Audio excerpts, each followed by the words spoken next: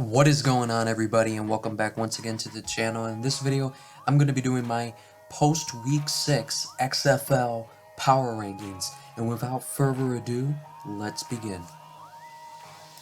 Coming in at number 8, I have the Orlando Guardians once again.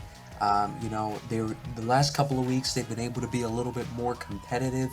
They gave the Sea Dragons a tough game this past weekend, and for a while there it looked like they really had a shot. They were leading for a good portion of the game, but penalties and self-inflicted wounds just continued to hurt this team like it's been all season long, and until they're able to correct that, I don't see this team being able to win a game. They're currently 0-6, and there's still 4 games to go, but I don't think it's out of the realm of possibilities they finish 0-10. Coming in at number 7, I have the Vegas Vipers, who, coming off of their first win of the season, got completely blown out by the St. Louis Battlehawks. Quarterback Luis Perez got benched. Tyler Huntley came in. He wasn't able to do much. Just not a good offensive showing for this team, and their defense isn't anything to write home about either. Rod Woodson, definitely, you could see his frustration, as you've been able to see a lot of his frustration all season long. His team, similar to the Guardians, just unable to really form any sort of continuity for different reasons. Coming in at number 6, I have the Arlington Renegades. The Renegades, they're 3-3. They beat the Brahmas last week. Now they lost to the Brahmas 2 days ago, a couple days ago. So they had to play them back-to-back weeks, and both games were, very tough defensive games. That it really could have gone either way in both. But I do believe that the Brahmas have are the better team, even though they have a weaker record. From watching them play, I feel like the Renegades, I don't want to say have gotten lucky, but they have gotten fortunate a couple of times in their games. I think the Brahmas are a team that, their record doesn't say what they are. But the quarterback situation is definitely something to monitor. They're a team dealing with a lot of injuries. They had Kurt Benkert at quarterback. They also had Pass in at quarterback. So we'll see what they do there. And they definitely need to give TJ Vasher more opportunities. Their big 6'6" wide receiver, because he makes plays.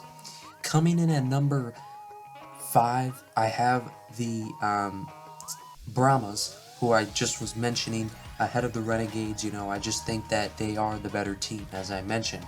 Coming in at number 4, I have the Houston Roughnecks. Yeah, they've dropped from 1-2, and now they've dropped from 2-4, and I think, they're starting to look very, they're looking very exposed. Their defense is not what I thought it was, and their offense is starting to commit a lot of penalties, similar with the defense, and when things were heading south in that game last night, the discipline of that team was not very good. You had a player squirting water at the ref. You had one player get ejected for a late hit. So it was not very well done. It was not very good last night for the Roughnecks on several levels. At least Cole McDonald, when they brought him in, was able to give the offense a spark, and I do expect him to start over Brandon Silvers next week. But yeah, I'm dropping them because the teams coming up ahead of them have just been more consistent as of late, and a couple of them have beaten them. So that's how it goes. But for the Roughnecks, they are still first place in the South Division.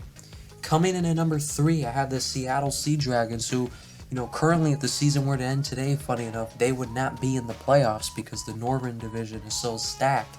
But, they're going to be there at the end, duking it out for that playoff spot. They've won 4 straight after an 0-2 start.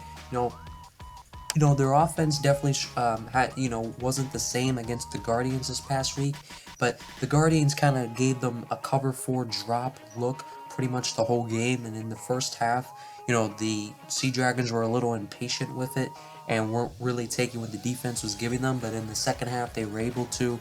Their defense definitely won them that game, and overall, yeah, the Sea Dragons are playing really good football right now, and they're not making mistakes like a lot of these other teams.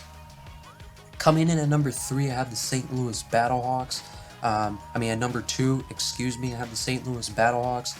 They beat the Sea Dragons, and it'll be interesting to see how they match up against the Roughnecks when they played. They're also 4-2. The St. Louis Battlehawks are. But, the St. Louis Battlehawks, both of their losses are to the DC Defenders, the only unbeaten team in the XFL. And both of them were very close games that the Battlehawks could have easily came out in. But yeah, I think that the 3 top teams are in the North. And then obviously coming in at number 1, I got the DC Defenders.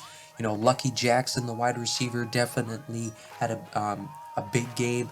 The week before it was running back Abram Smith, and Abram Smith did come to life in that game in the fourth quarter after a slow first few quarters. But it feels like every week the DC Defenders are having a breakout player, and it's all coming together each week. And those players are continuing to play really good. Lucky Jackson, like I said, played really well. And the Roughnecks, I think the Roughnecks, and Wade Phillips said it in the press conference after the game, that they felt if they were able to stack the box and stop the run against them, that forcing the defenders to have to pass the ball would lead to turnovers, and they wouldn't be able to be as successful as they've been. And the Roughnecks were able to do that. They were able to stop the run by stacking the box, but the problem was for the Roughnecks is that quarterback Jordan Ta'amu was able to take advantage of that. He proved that if he can, put that ball in the air when he has to, and he was getting the ball to his receivers. And I don't think the alternate quarterback who they used for like their gadget plays and Derek Keene came in once that whole game, which this was pretty much the first game where it was completely the Jordan Ta'amu show. He definitely impressed, and he was making some really good throws in that game. But and the crowd in DC was definitely as electric as it's been. So right now the Defenders are definitely the top dog. They have a 2-game better record than everybody else, and it's guaranteed pretty much that they're going to make the playoffs. And they have a strong home field advantage, a good quarterback, a good defense, and a good running game. So what else can you ask for? They are definitely the team to beat. But yeah, this is going to be interesting to see how these teams, how all this plays out down the stretch. Still got a ways to go in the regular season and then the playoffs. But yeah, I'm looking forward to it. MVP frontrunner right now is tough to say, but I would be leaning towards either Ben DiNucci or Abram Smith. One of those two guys. There still is enough time for another guy to continue to build his case for it. But yeah, comment down below what you guys think about all this. And other than that, I will see you guys next time.